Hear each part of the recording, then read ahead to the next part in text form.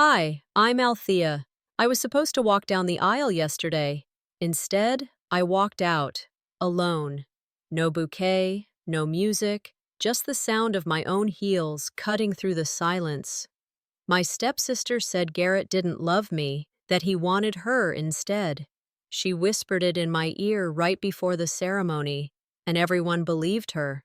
But what they didn't know, what they never knew, was that I'm a general. Not just in title, but in discipline, in silence, in timing. And when the valet walked in and said, "General, your jet's ready," every lie she ever told shattered on the marble floor. But how did I get here? How did my own family help erase me from my own wedding? And what else had Seraphine planned, long before the dress and the photos and the seating charts? Do you want to know the part that no one saw coming? I knew something was wrong the moment I stepped onto the wraparound porch of my stepfather's old southern home. Charleston had always smelled of salt and jasmine in the spring, but that evening, the air carried something sharper, like citrus and secrets. The paint on the wooden columns had been touched up for the occasion, the lanterns were strung like pearls across the yard, and distant laughter trickled from the tent behind the house. But the smiles, they didn't reach their eyes. "Althea," someone cooed with polite enthusiasm as I walked through the double doors. A few heads turned, a couple of obligatory waves, and then they went back to their champagne flutes and small talk. You'd think the bride walking in would cause a stir. You'd think someone would rush to hug me, ask how I was holding up. Instead, there was this lag, a hesitation in the air, like they'd just remembered I was part of the event. A cousin I barely recognized leaned in to kiss Seraphine's cheek and laughed. "You must be the bride. Garrett's a lucky man." She even clinked her glass against Seraphine's like it was a toast. Seraphine didn't correct her. She just tilted her head slightly and smiled, an elegant, knowing smile. The kind women practice in mirrors to look demure and innocent while holding a dagger behind their back. I stood there, holding my breath. Garrett hadn't seen it. He was across the room, talking to someone from his side of the family. I exhaled slowly, forcing my face into neutral. Not angry, not hurt, just smooth. That cousin never glanced in my direction again. Not once. I moved to the appetizer table, fingers grazing the edges of cocktail napkins printed with SG Forever in gold foil. My initials weren't even first. Seraphine breezed past me in a cloud of perfume and silk. She didn't stop, just murmured, "Don't let the little things ruin your glow, sis." I didn't reply. I didn't need to. I knew exactly what she was doing. Funny thing about Southern women, we don't always fight with words. We shade in smiles, cut in compliments. "You're so brave to wear that dress. You always did have a strong profile. I'd kill for your confidence." That sort of thing. As the evening carried on, I was ushered toward the dinner tent. Everyone had been assigned tables. I looked for my name, and looked, found it, table 9, near the back, right by the restrooms. The floral arrangement was smaller than the others. My chair tilted slightly on uneven grass. Every time someone opened the restroom door, the scent of bleach wafted over my plate. I looked at who else was seated with me. A cousin's ex-husband, 2 guests from Garrett's work I barely knew, and Seraphine's college friend who once drunkenly asked if I was her older sister. I kept my posture tall, took a sip of lukewarm wine, and nodded along to whatever conversation buzzed around me. And I wasn't listening. From the head table, Seraphine stood and tapped her glass with a fork. "To love," she declared, "and to family, chosen and otherwise." Everyone applauded.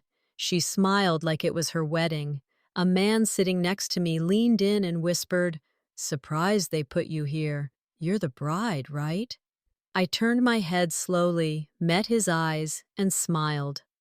"I like convenient exits." He chuckled, thinking it was a joke. It wasn't. I watched Garrett as he nodded along to something Seraphine said, his arm lazily draped across the back of her chair. He hadn't noticed the seating chart, or if he had, he didn't question it. Didn't question much lately.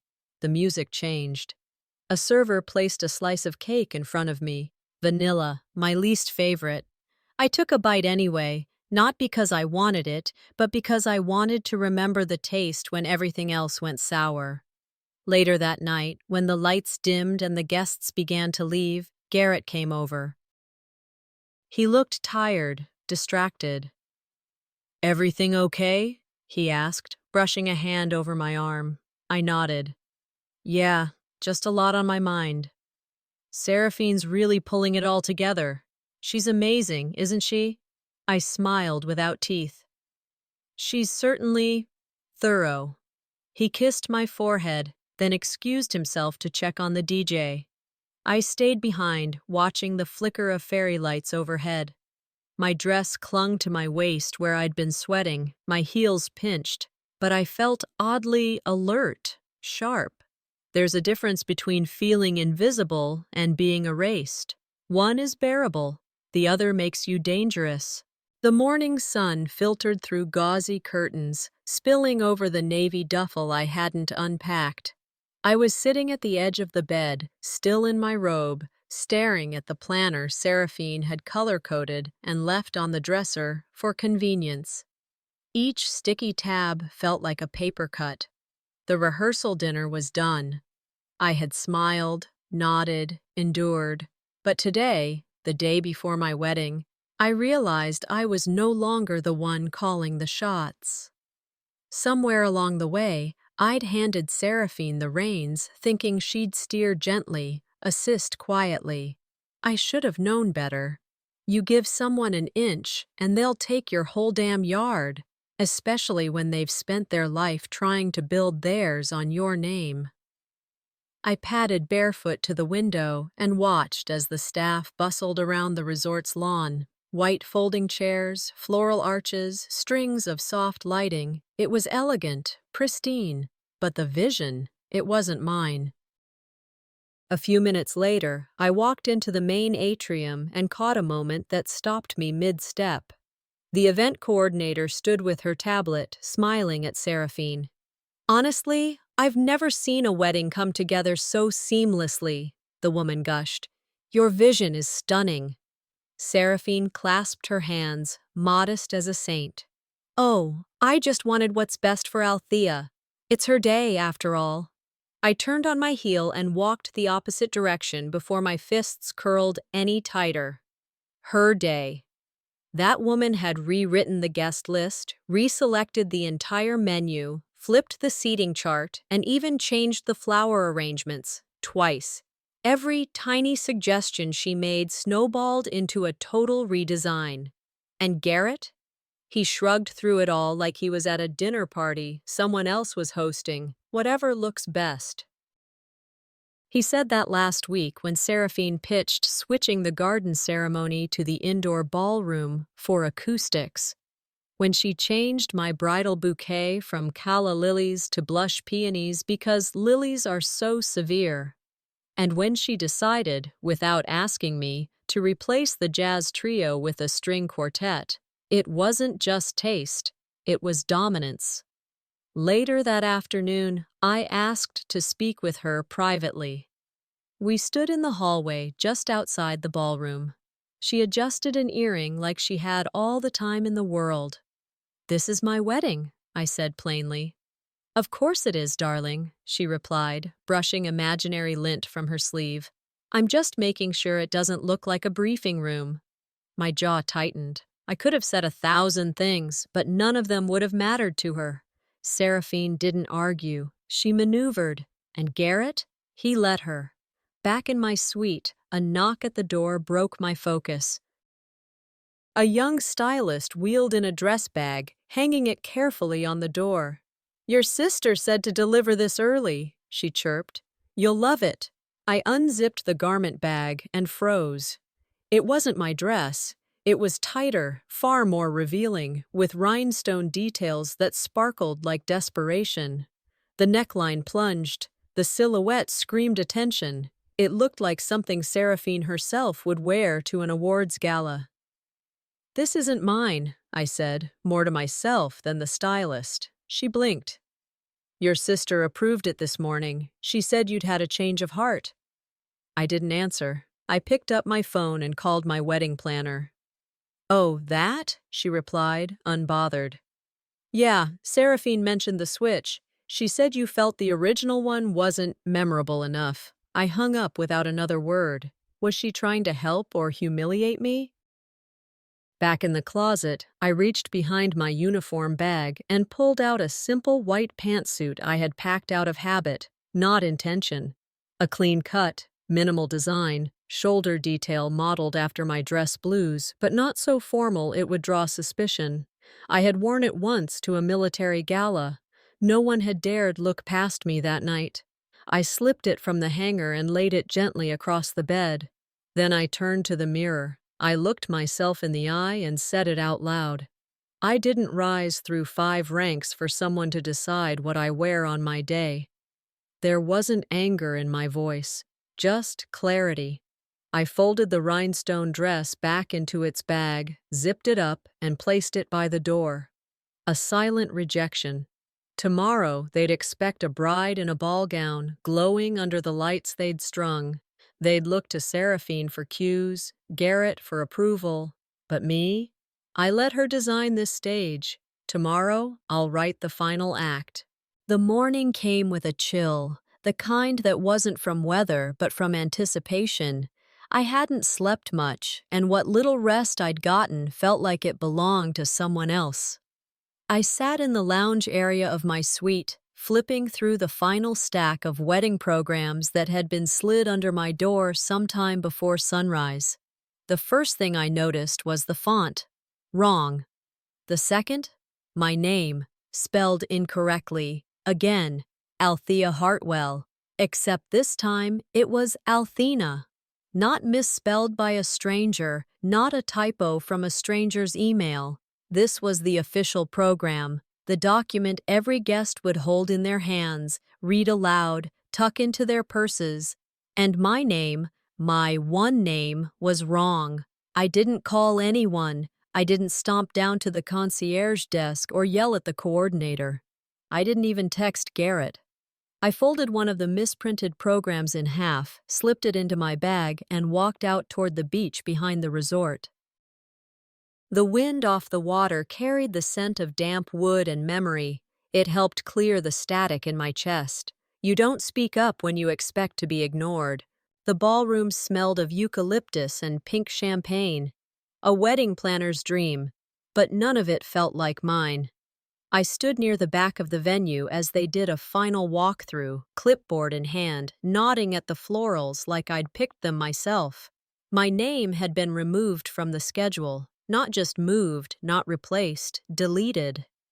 When I asked about it, the coordinator, a young woman with perfect teeth and zero intuition, blinked at me and said, "We thought it might flow better without too many speeches. Clean, minimal." I was the bride, and suddenly I was clutter. I didn't yell. I didn't even correct her. I just watched as Seraphine laughed with the photographer, showing him how she wanted the entrance captured. Soft light from the left, get the tears if they come. She had even scheduled a second stylist to fix me up before the walk down the aisle. Garrett hadn't noticed, or maybe he had and chose not to care. Either way, his silence was getting heavy. Later that evening, we gathered for the rehearsal dinner.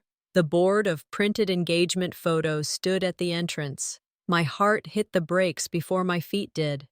The center photo, blown up, framed, was a shot of Garrett and Seraphine, a charity event from 2 years ago. His hand on her back, both of them laughing at something off camera. No caption, no context. I scanned the board. Not one image from the shoot Garrett and I did at Sullivan's Island. The one I'd chosen outfits for, booked myself, and paid out of pocket when Seraphine forgot to confirm the family rate. "Where are our photos?" I asked, voice low but sharp. The coordinator flipped through her iPad and didn't even glance up. Your sister delivered everything. We assumed this was what you approved. Of course they did. I turned to Garrett. He looked at the board, then at me, and shrugged. It's just a picture, babe. I stared at him. It's a narrative. The planner stepped away, awkward now. Garrett shoved his hands in his pockets and avoided eye contact. I bit the inside of my cheek and counted to 5. 5 years of loving someone who didn't know how to fight for me. 5 months of letting someone else design a moment I had once dreamed of. 5 seconds of silence I let stretch too long. After dinner, I found Seraphine near the patio, sipping a lemon drop and soaking up compliments from a woman I barely knew. When the guest walked away, I stepped in front of her. You erased me from my own wedding, I said plainly. Seraphine tilted her head. Althea, don't be dramatic. I filled in the gaps. You were so overwhelmed. I've fought in places where silence meant survival, I said, voice calm. But here, silence means surrender, and I'm not that kind of woman. Her smile faltered just slightly. I walked past her and found the planner. I want every printed program redone, I said. All visual materials rechecked and signed off by me. If I'm muted again, I won't edit this wedding. I'll rewrite the whole damn ceremony. The planner blinked, then nodded. As I returned to my suite, I passed Garrett in the hallway. He opened his mouth like he had something to say, but then nothing. That silence told me everything. They thought they'd written me out. If they were writing me out, I'd carve my name into the headline. It was nearly midnight. The resort had gone quiet. Most of the guests were either sleeping off wine or whispering about me behind their doors.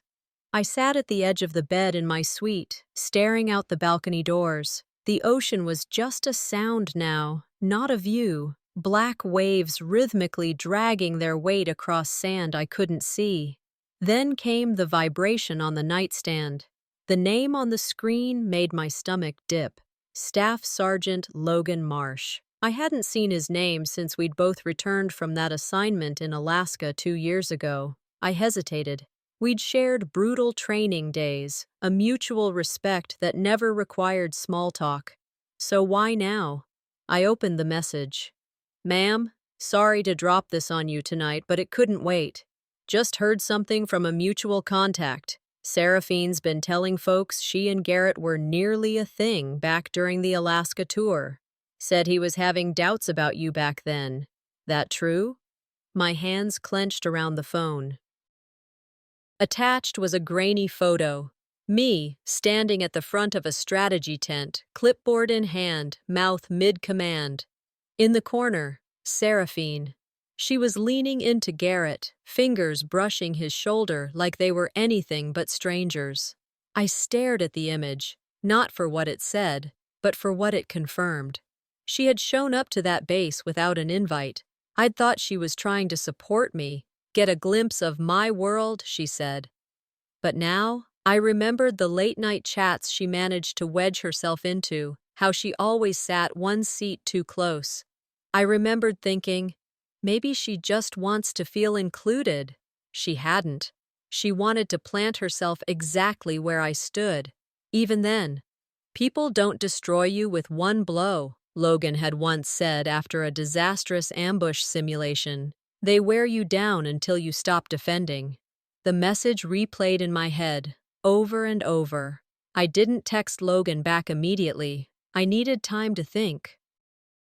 But before I could put my phone down, it pinged again, another message, this time from my bridal stylist. Hi, just confirming, your final fitting tomorrow morning has been canceled.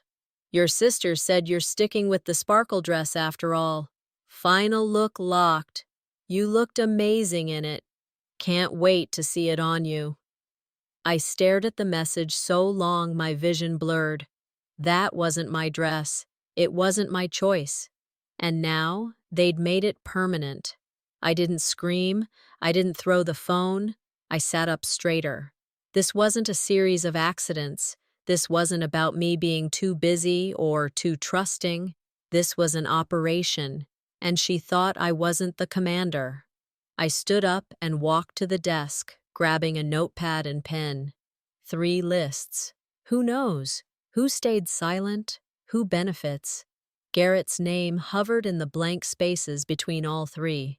I texted Logan, "Send me the photo. I'll handle the rest."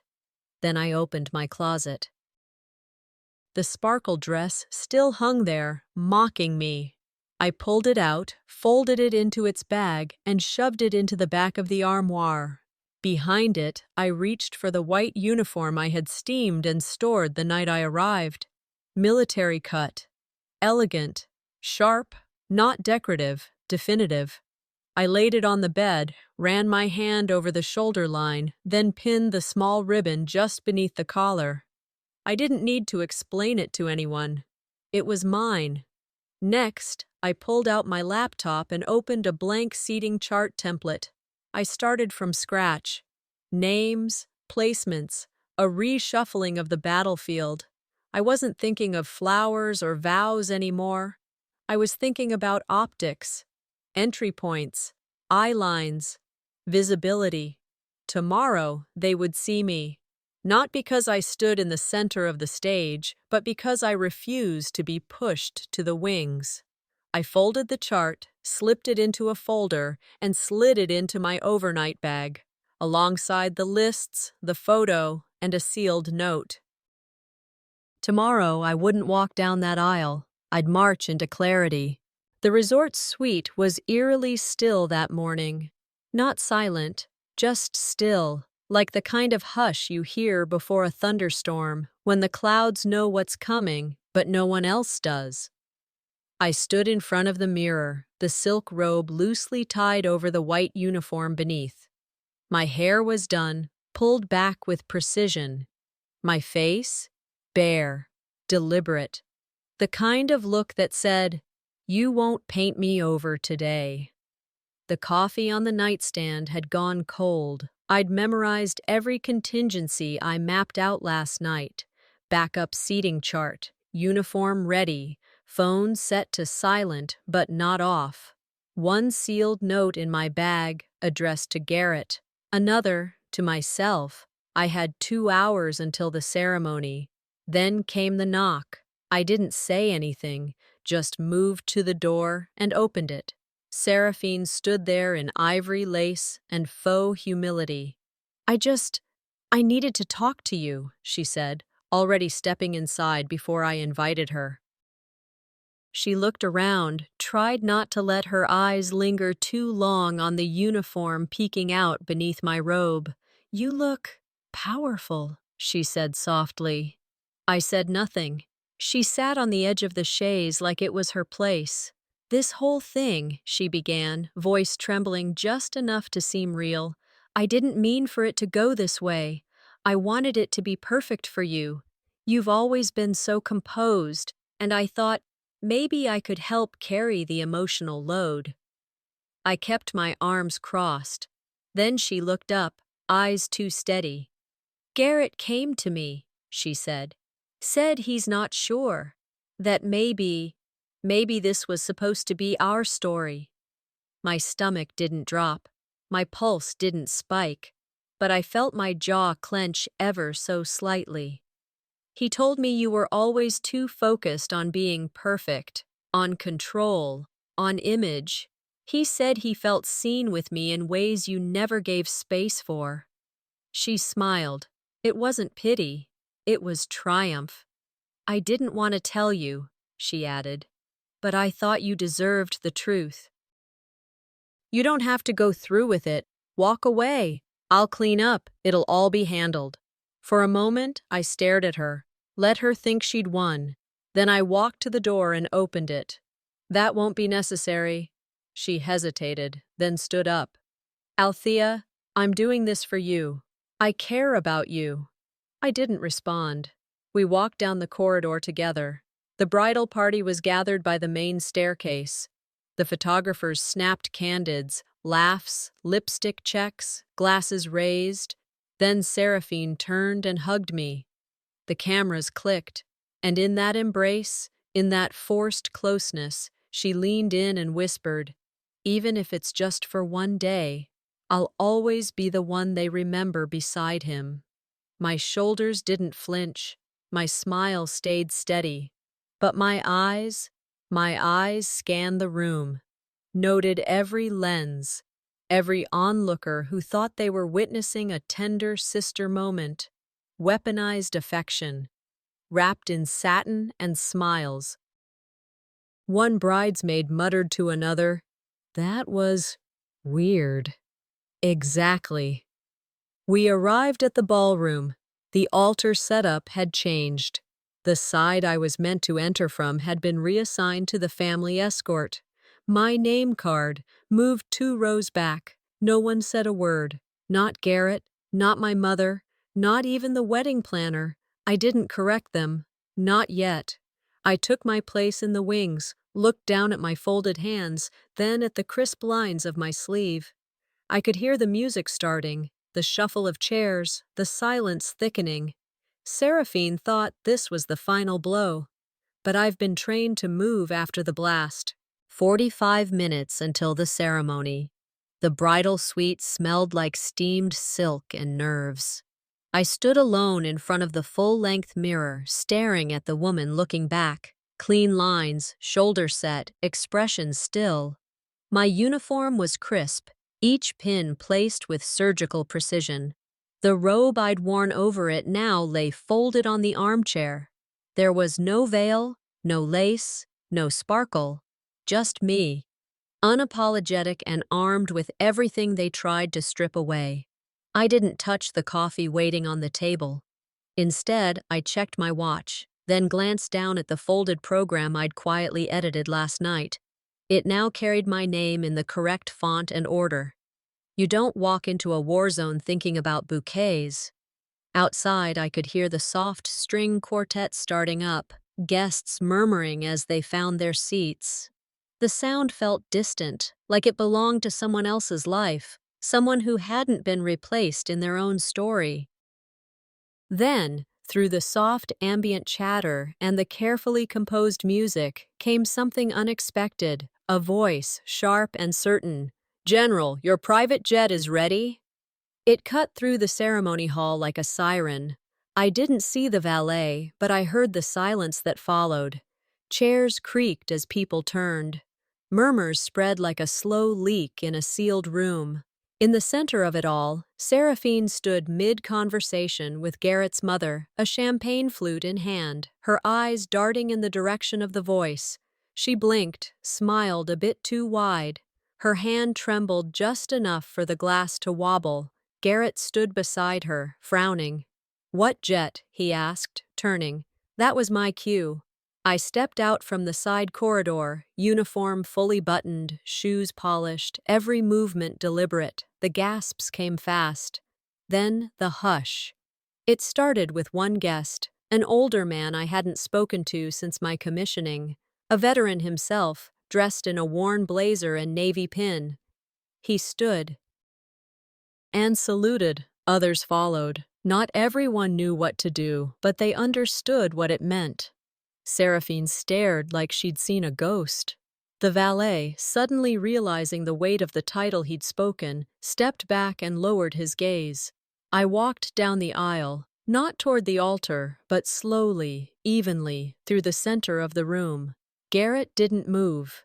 His mouth opened slightly, as if to speak, but no words came. His silence was nothing new. Seraphine reached for my arm as I passed, but I didn't slow. She called after me, "Althea, what are you doing?" I turned, just enough.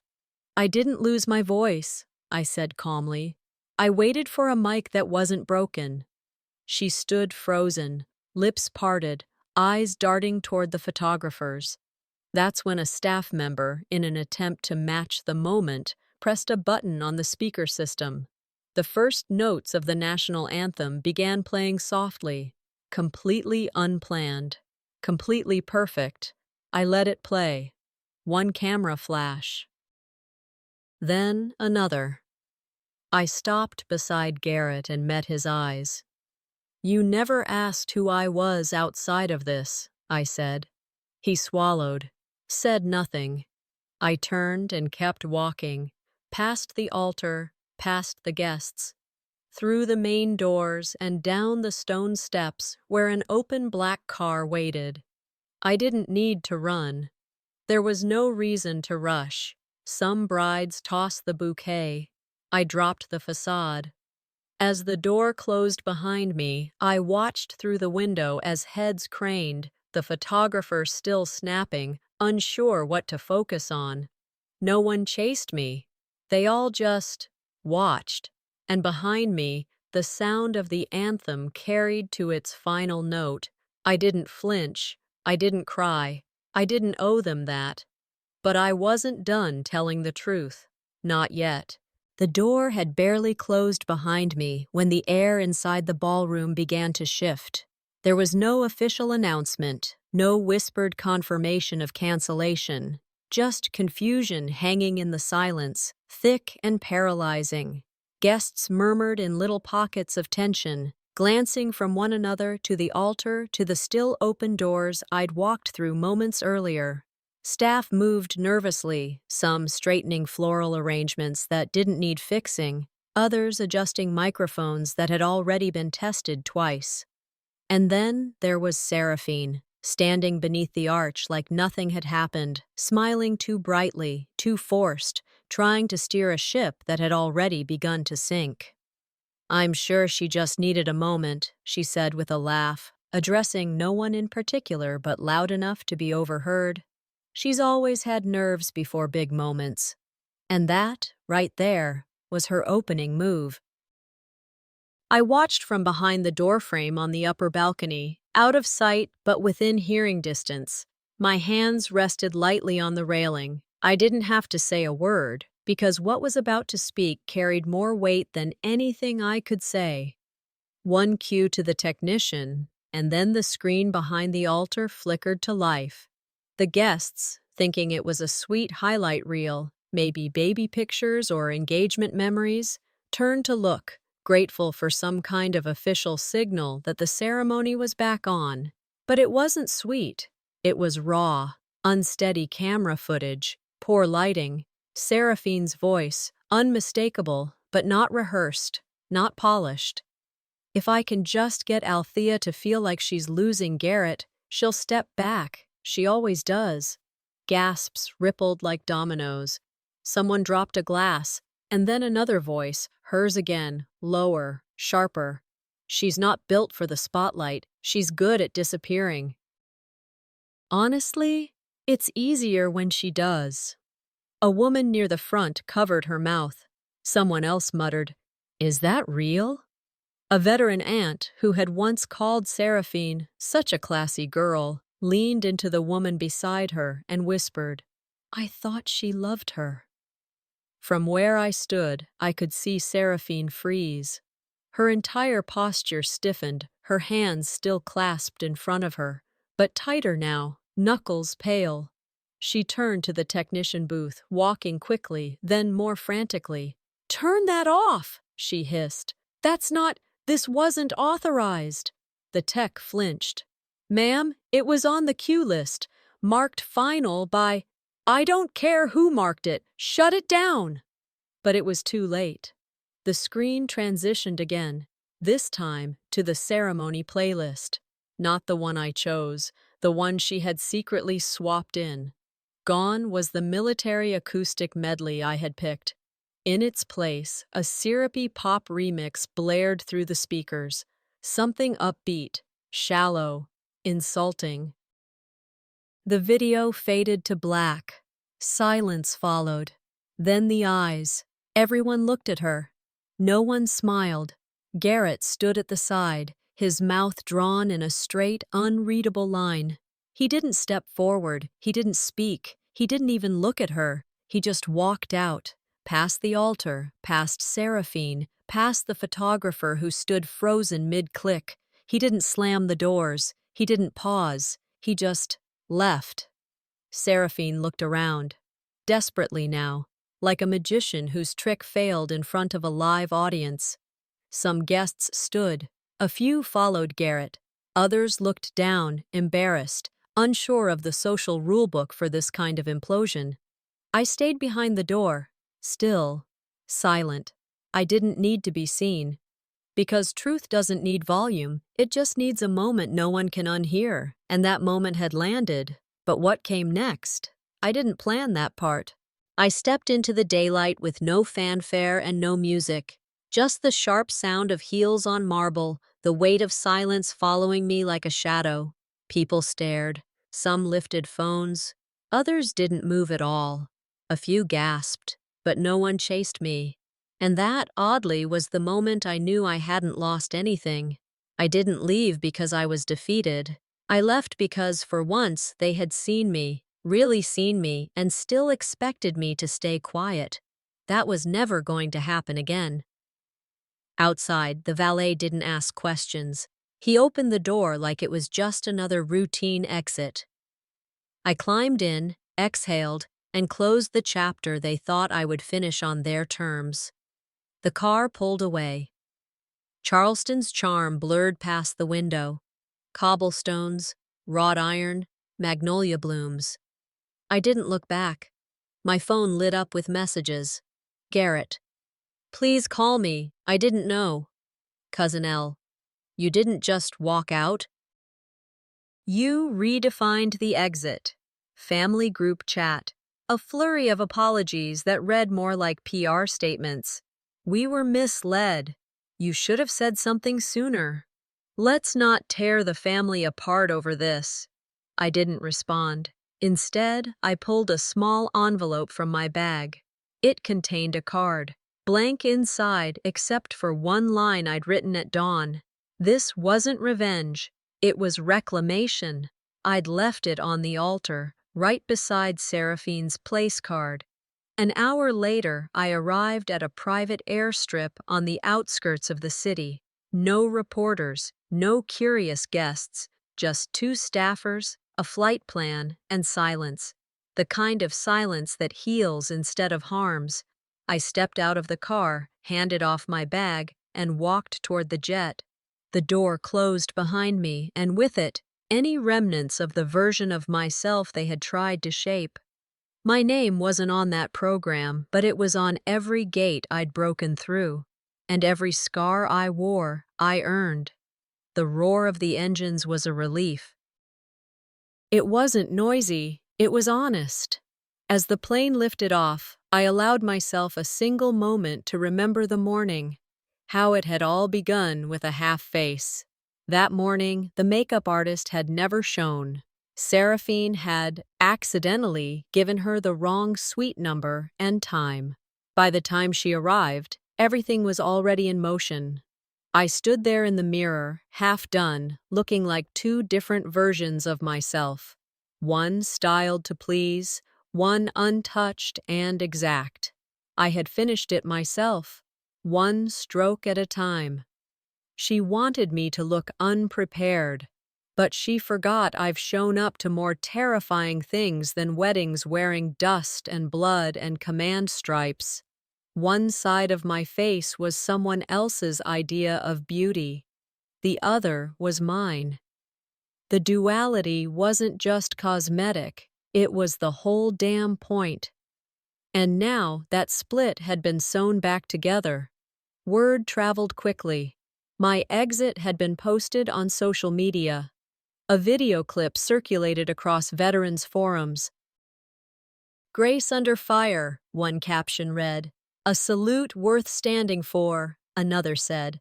By sundown, Seraphine's PR firm had quietly removed her from their website. A former client posted a vague statement about re-evaluating relationships built on public image rather than private integrity. Garrett, last anyone heard, he boarded a flight to Seattle. Alone. I didn't wonder where he was going. I didn't care. I was staying in a quiet hotel off the grid, just long enough to breathe before stepping back into the world on my terms. I sipped the tea a kind attendant had brought up. Earl Grey, no lemon. My phone buzzed once more, I turned it face down. Even truth has aftershocks, and I hadn't felt the last one yet. The first thing I noticed was the stillness. No buzzing phones, no forced laughter down the hall, just sunlight spilling over the foot of the bed in long, clean lines. I hadn't closed the curtains the night before, and I didn't mind it now.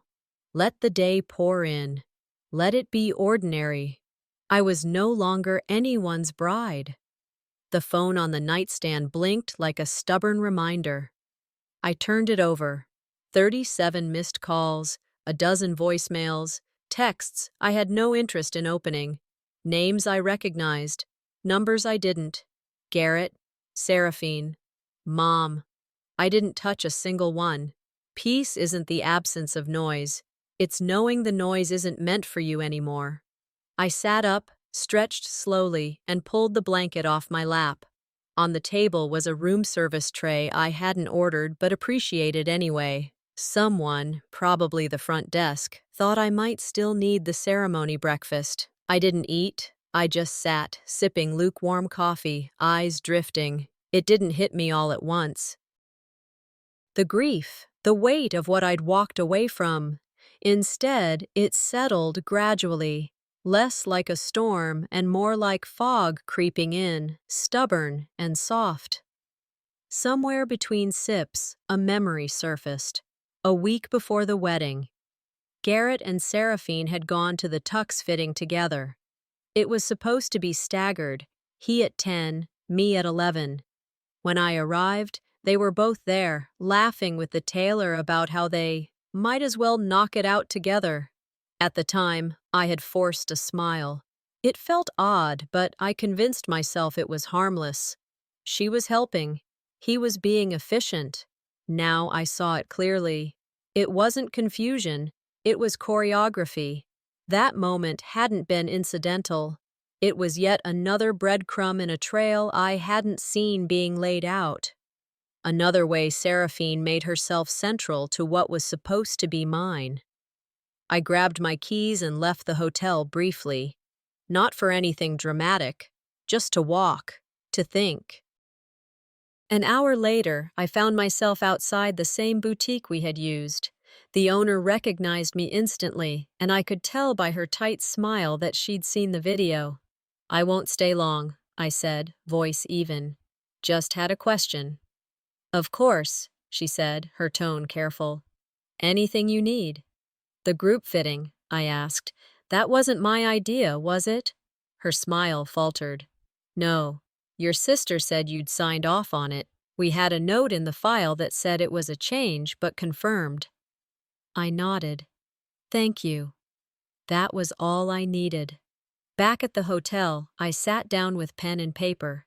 I wrote 3 letters. One to Garrett, never to be sent. One to Seraphine, never to be read. And one to my mother, just in case. I folded them neatly, placed them in a drawer, and turned on the TV. Some late-morning documentary was playing about women in leadership. One line stuck. "Forgiveness is accepting you'll never get the apology." That one settled in my chest and stayed there. I didn't cry, but I did breathe. By evening, I opened my phone, not the texts, just the voicemail. The final one was from my mother. No apology, no clarity, just a voice, thin and tired. "We didn't know how to handle you," she said. "You were always more." I stared at the screen long after it went dark. That wasn't an apology, but it was a start. And maybe, just maybe, I'll answer her next call. It had been 4 days since I stepped off that plane. 4 days of quiet mornings, uninterrupted sleep, and silence that finally felt chosen, not imposed. The uniform hung neatly in my bedroom closet, not as a trophy, but a reminder. Not of the wedding that wasn't, but of the woman who chose herself when no one else would. I was home, and this time, I meant it. That morning, I'd begun clearing out the guest room closet, boxes of cards, trinkets from past promotions, things people thought I'd want to keep because they made them feel important. I ran my fingers over the dusty edges of one in particular, shoved behind the others. Inside was a bracelet, gold, heavy, intricately engraved. It had belonged to our father. Seraphine gave it to me once during a family Christmas, saying, "He would have wanted you to have this. You were always his favorite, but don't let it go to your head." I'd worn it once, then buried it in that box, because even her gifts came with a string pulled tight around your neck.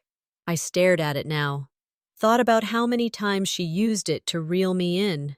Call me dramatic, call me ungrateful, call me anything but the sister who stood her ground. I grabbed a blank card, scribbled 2 sentences.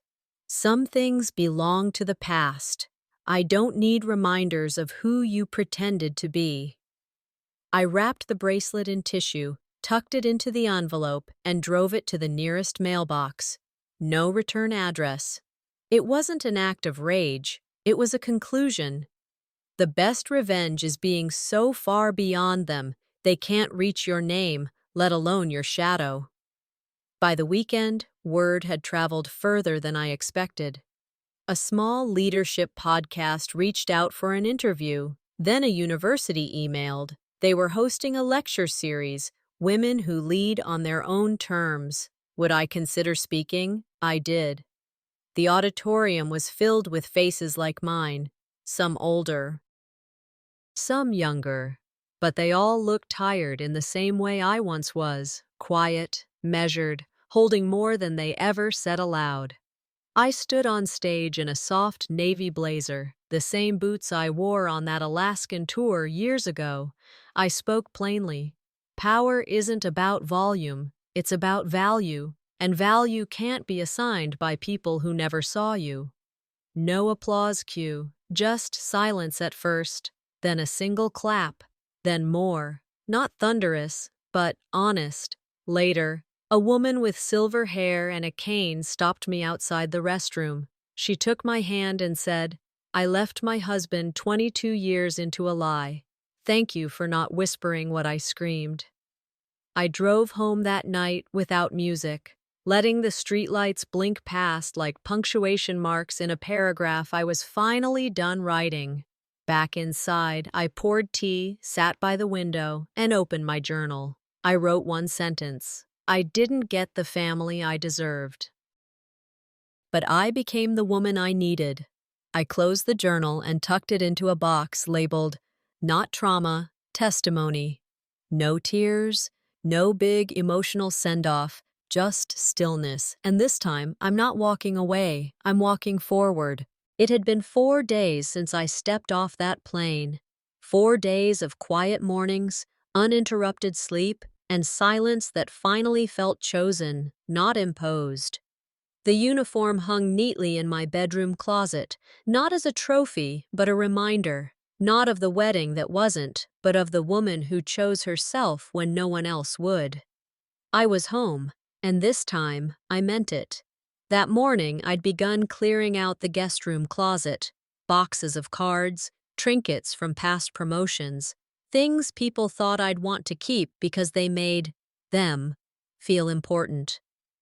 I ran my fingers over the dusty edges of one in particular, shoved behind the others. Inside was a bracelet, gold, heavy, intricately engraved. It had belonged to our father. Seraphine gave it to me once during a family Christmas, saying, "He would have wanted you to have this. You were always his favorite, but don't let it go to your head." I'd worn it once, then buried it in that box, because even her gifts came with a string pulled tight around your neck. I stared at it now, thought about how many times she used it to reel me in. Call me dramatic, call me ungrateful, call me anything but the sister who stood her ground. I grabbed a blank card, scribbled 2 sentences. Some things belong to the past. I don't need reminders of who you pretended to be. I wrapped the bracelet in tissue, tucked it into the envelope, and drove it to the nearest mailbox. No return address. It wasn't an act of rage, it was a conclusion. The best revenge is being so far beyond them, They can't reach your name, let alone your shadow. By the weekend, word had traveled further than I expected.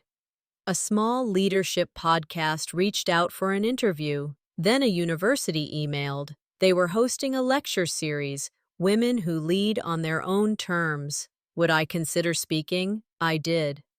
The auditorium was filled with faces like mine, some older, some younger, but they all looked tired in the same way I once was, quiet, measured, holding more than they ever said aloud. I stood on stage in a soft navy blazer, the same boots I wore on that Alaskan tour years ago. I spoke plainly. Power isn't about volume, it's about value, and value can't be assigned by people who never saw you.